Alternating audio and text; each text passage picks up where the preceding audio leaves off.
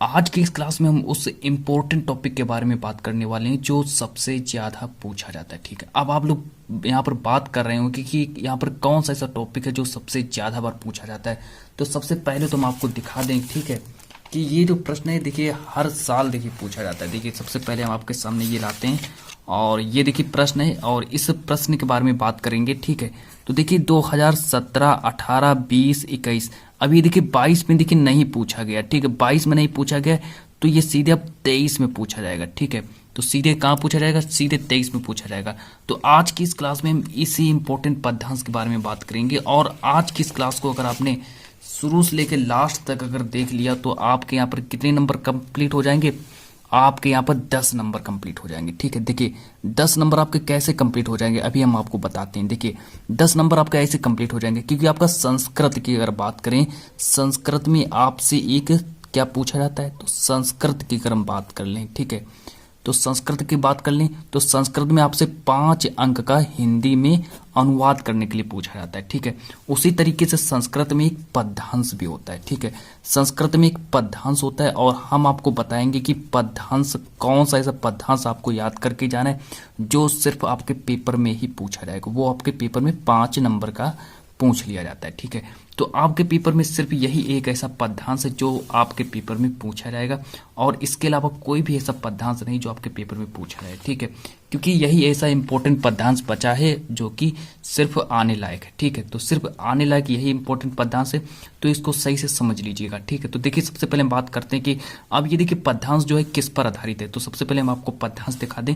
कितना इंपॉर्टेंट पद्यांश है। तो सबसे पहले अगर हम बात कर लें कि किम नु हित्वा, इसमें क्या हो रहा है कि यहाँ पर देखिए यच्छ है या यच्छ। देखिए आपको पहले हम लिखकर समझा देते हैं। देखिए यहाँ पर ये इसमें देखिए इस पद्यांश में किसके बारे में बात हो रही है? यच्छ है, एक तरफ यच्छ रहेंगे, ठीक है, और एक तरफ रहेंगे युधिष्ठिर। ठीक है, तो युधिष्ठिर रहेंगे, इस पर आधारित रहेगा ये। ठीक है, ये जो पद्यांश है इस पर आधारित रहेगा। यहाँ पर क्या होगा कि जो यक्ष जो होंगे वो युधिष्ठिर से प्रश्न पूछेंगे और जो युधिष्ठिर जो होंगे उन प्रश्नों का जवाब देंगे। ठीक है, तो उन्हीं के बारे में आज की इस क्लास में डिस्कस करेंगे। और देखिए यहाँ पर हमने कुछ यहाँ पर ये देखिए हम इसका देखिए अनुवाद भी कर लेकर आए हैं। देखिए आप लोगों को क्या करना, देखिए यक्ष ने कैसे कैसे प्रश्न पूछे हैं और आप लोगों को उसी तरीके से लिखना पड़ेगा। देखिए यक्ष ने क्या पूछा कि मनुष्य क्या छोड़कर प्रिय हो जाता है, फिर यक्ष ने पूछा कि मनुष्य क्या छोड़कर शोक नहीं करता है और मनुष्य क्या छोड़कर धनवान हो जाता है। तो इस तरीके से आप लोगों को पेपर में लिखना पड़ेगा। ठीक है, और जिस तरीके से हमने देखिए यहाँ पर किस तरह से पेपर में लिखा है, आप लोग हमारी नकल भी कर सकते हैं कि हमने किस तरह से पेपर में लिखा है। तो आप लोग जाकर के पेपर में इसी तरीके से लिख देना। ठीक है, तो आप लोगों के नंबर अच्छे आ जाएंगे। ठीक है, इसी तरीके से जिस तरह से मैंने इस पद्यांश को लेकर आया हूँ और मैंने इस देखिए पद्यांश को मैंने किस तरह से लिखा है, तो आप लोग इसी तरीके से लिखना है। ठीक है, जिस तरह से मैंने लिखा है तो आप लोगों को नंबर अच्छे मिल जाएंगे। तो चलिए हम इस पद्यांश को हल कराते हैं। सबसे पहले हम बात करते हैं कि किम नु हित्वा प्रियो भवती किन्नु हित्वा। अब यहाँ पर देखिए जो यक्ष जो है वो क्वेश्चन पूछ रहे हैं। किससे क्वेश्चन पूछ रहे हैं? युधिष्ठिर से प्रश्न पूछ रहे हैं। देखिए कई सारे प्रश्न यहाँ पर पूछ लिए हैं। तो सबसे पहले आप लोगों को क्या करना है, इससे रिलेटेड आपसे पूछा जाएगा कि ये जो पद्यांश है इसका संदर्भ सहित हिंदी में अनुवाद करना। तो संदर्भ सहित हिंदी में अनुवाद करना, तो आप लोग इसको पहले समझ गए। सबसे पहले बात हो रही है कि यहाँ पर किम नु हित्वा। चलिए बात कर लेते हैं कि प्रियो भवती किन्नु हित्वा न सोचति, किम नु हित्वा हित्वार्थवान भवती किन्नु हित्वा सुखी भवेत। अब यहाँ पर कई तरह से युधिष्ठिर जी वो यक्ष जो हैं अपना अपना प्रश्न पूछ रहे हैं कि मानम हित्वा प्रियो भवती क्रोधम हित्वा न सोचति। ठीक है, अब बात करते हैं कि कामम हित्वार्थवान भवती लोभम हित्वा सुखी भवेत। अब इस तरीके से यहाँ पर देखिए पूछा गया है। यक्ष ने कई सारे प्रश्नों को पूछ दिया। ठीक है, आप लोग इस तरह से नहीं समझ पा रहे क्योंकि यहाँ पर संस्कृत में लिखा है। ठीक है, क्योंकि हम ही समझ सकते हैं, आप लोग नहीं समझ पा रहे। तो सबसे पहले आप लोग क्या करिए, इसका जो संदर्भ है, संदर्भ आप लोग इसका लिखना स्टार्ट कर दीजिए। ठीक है, तो संदर्भ इसका देखिए कैसे लिखेंगे, यहाँ पर लिखेंगे संदर्भ, हेडिंग डालेंगे, संदर्भ हेडिंग डालेंगे और इसका देखिए मैंने कैसे संदर्भ लिखा है। ठीक है, आप लोग मेरी नकल कर सकते हैं कि मैंने किस तरह से संदर्भ लिखा है। आप लोग पेपर में जाकर के बिल्कुल इसी तरीके से संदर्भ लिख देना और ये आपके पेपर में जरूर पूछा जाएगा। ठीक है, तो इसी तरीके से आप लोग जाना, इसी तरीके से आप लोग पेपर में लिख देना, आपको पूरे के पूरे नंबर मिल जाएंगे। ठीक है, क्योंकि ये 5 नंबर का पूछा जाता है। ठीक है, तो 5 नंबर आपके जाने नहीं चाहिए। ठीक है, आप लोग 5 नंबर आज की इस क्लास में पूरे के पूरे आप लोग कवर कर लीजिए, एक भी क्लास को। ठीक है, मिस मत करना इस क्लास को, बिल्कुल शुरू से लेकर लास्ट तक देख लेना। अब यहाँ पर बात करते हैं कि प्रस्तुत श्लोक। ठीक है, ये श्लोक है। ठीक है, प्रस्तुत श्लोक हमारी पाठ्य पुस्तक हिंदी के संस्कृत खंड के जीवन सूत्राणी पाठ से उद्धृत है। जो आपका चैप्टर कौन सा, जीवन सूत्राणी, ठीक है। अब देखिए, ये देखिए पद्यांश में एक चैप्टर है जीवन सूत्राणी, ठीक है। तो जीवन सूत्राणी पाठ से मैंने इस श्लोक को इस श्लोक से उठाया है, मतलब जीवन सूत्राणी जो चैप्टर है आपका, वहां से मैंने इस श्लोक को उठाया है, ठीक है।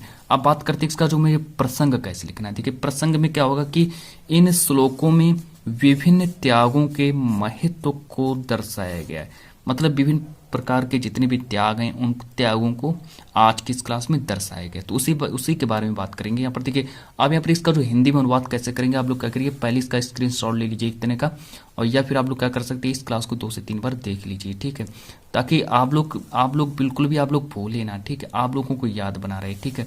तो इसी तरीके से देखिए हम आपको पढ़ा रहे हैं, बिल्कुल आराम पढ़ा रहे हैं ताकि आप लोग भूले ना।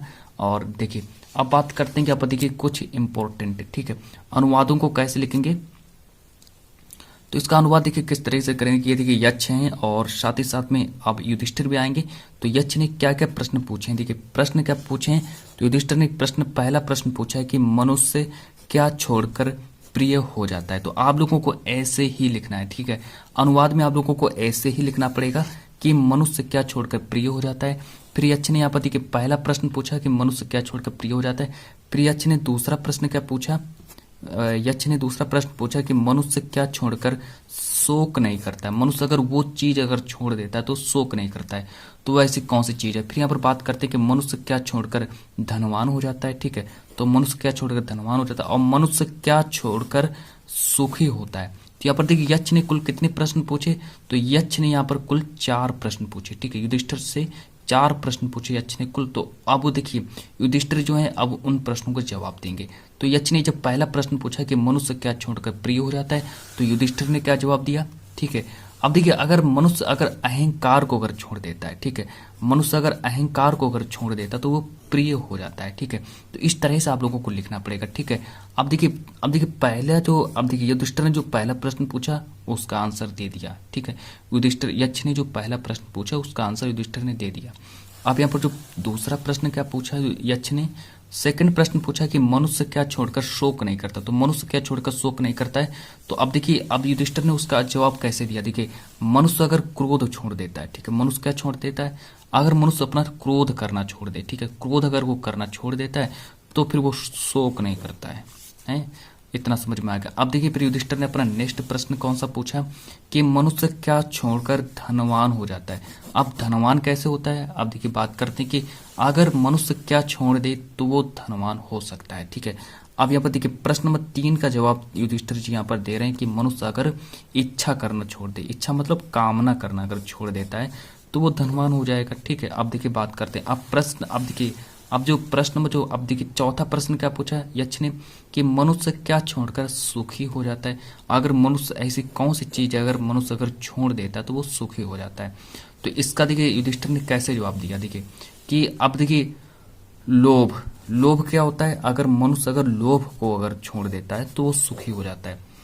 इस तरह से आप लोगों को इसका ये जो मैंने आप लोगों को एक श्लोक बताया और इसी श्लोक को आप लोगों को इसी तरह से लिखना है, ठीक है।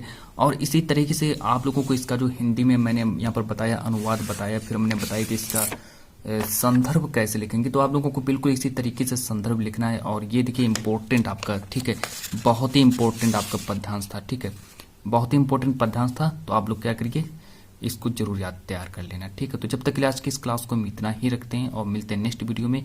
और स्टूडेंट्स अगर आप लोगों ने मेरी वो क्लास नहीं देखी जिस क्लास में मैंने यहाँ पर, अब देखिए अगली क्लास में मैंने यहाँ पर पर्यावरण प्रदूषण पर मैंने निबंध भी करवाया है, तो आप लोग जाकर के उस वीडियो को जरूर से जरूर देख लेना, ठीक है। तो जब तक के लिए आज की इस क्लास को हम इतना ही रखते हैं।